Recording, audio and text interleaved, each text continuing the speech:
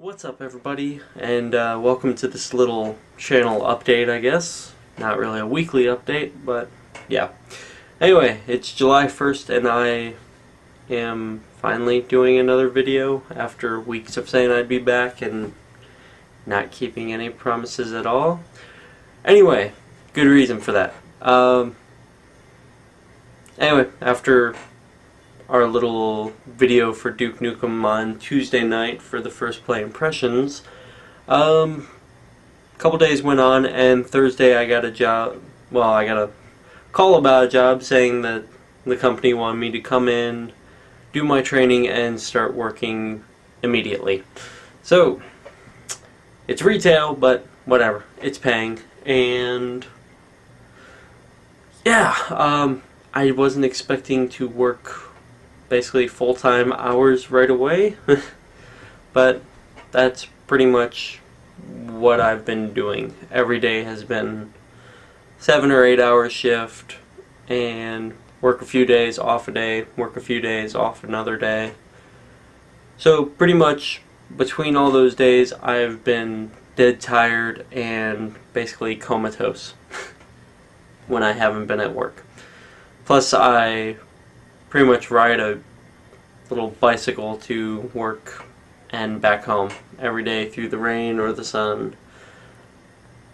I think I've only driven like twice, but yeah, so I've been dead fucking tired, and sorry to say, 4th of July weekend is no different. I still have to work every single fucking day, but I have picked up a few games, and today being July 1st was my first official payday, so I spared no time in going out and spending shit and getting back to my happy ass way of how it used to be around here before losing that last job.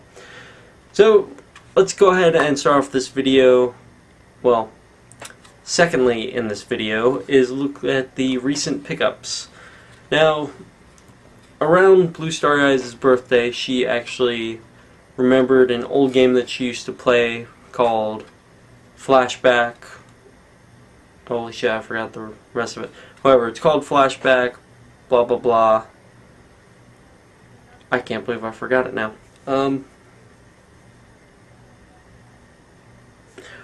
Whatever.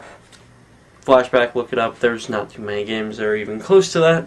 But anyway, it's for the Sega Genesis, the one that she used to play, and when she remembered it, all she could come up with was a slight description, and all we found was one picture that looked similar to what she was describing, and the picture had no name to it. So she posted that up on Facebook, and Mike Murtis, Unleaded Logic, actually went ahead and told us the game title of it. Unfortunately, we haven't come across that title yet, but now that I'm actually getting paid, I'll be ordering that for her soon, whenever I can find it online, or even if I just find it around here by sheer luck. But around the same time, my dad dug out the old VHS of Lawnmower Man, and while we were out looking for Flashback, actually came across a Genesis version of that, which, in my opinion, the little shooter side-scrolling parts of it are retarded and have nothing to do with it, but the little virtual reality scenes in it are probably the best of any game that I've played from this time zone. And to be honest, I would really love to see old virtual reality machines come back somewhere. They gotta be out there. But then we also picked up a few used 360 games, and this one has a busted case on the bottom, but since the Darkness 2 has been announced, we picked up the original Darkness. That was only, I think, $5. Then we picked up Bullet Witch. Yes, we know it's a horrible game. I can't really say anything else about it. I think Blue Starry Eyes made it through like 3 minutes of playing the beginning before she got fed up with it. I'm actually going to sit down and go through it all one day. For some reason, I just have the urge to. Then next up, a game that Blue Starry Eyes and I are actually playing quite a bit of, Viva Pinata. It's really fucking addicting. And it's easy enough just to jump into the world, do a few things, mess around with your pinata, and then you can quit after like 20 minutes. And I don't know, it's just a nice little time killer when you just have a little bit of time to go through. So we picked up all those. The Viva Pinata Collector's Edition is only missing the bonus disc, which was trailers and some demos. Nothing actually limited edition other than the package. That was 10. The other 2 games were $5 a piece. Then from my friend Tim, we got Armored Core 4 and Armored Core 4 Answers.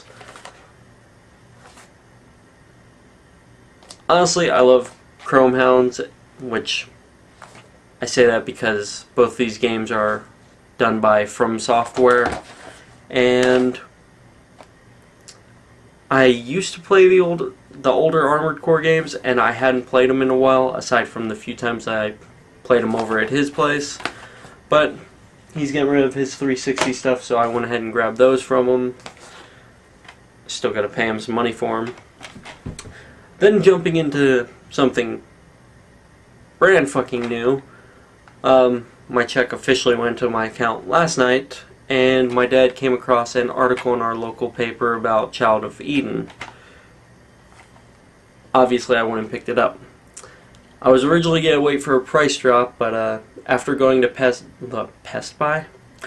Best Buy, our store had it accurately marked at $50, but then had it on display in another location for $40. So $10, and the fact that I got paid, I went ahead and definitely picked this up.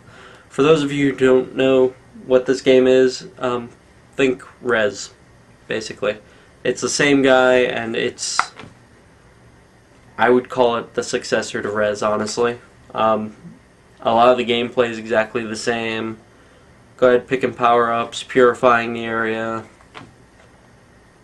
Definitely visually stunning. And as our newspaper put it, close to visual LSD, or something along those lines. And then finally, we went to a used game place today, before our grocery shopping, and I decided to pick up a couple of games. Now, when I picked up the first game of this series, I actually had the 4th game. That's not really giving away too many hints here. But when I picked up the first one used, I only picked it up used because they had the guide there, and I felt like it was a complete set.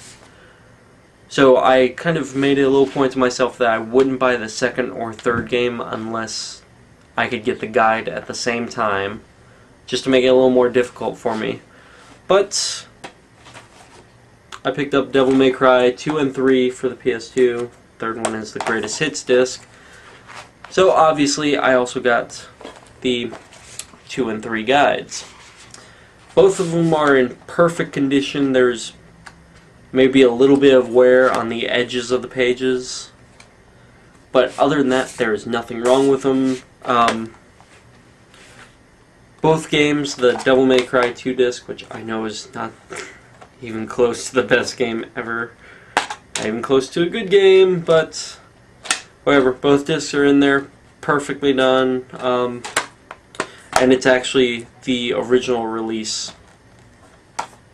case, if that makes sense. When they re-released Devil May Cry 2, they changed a lot of the font and some of the coloring.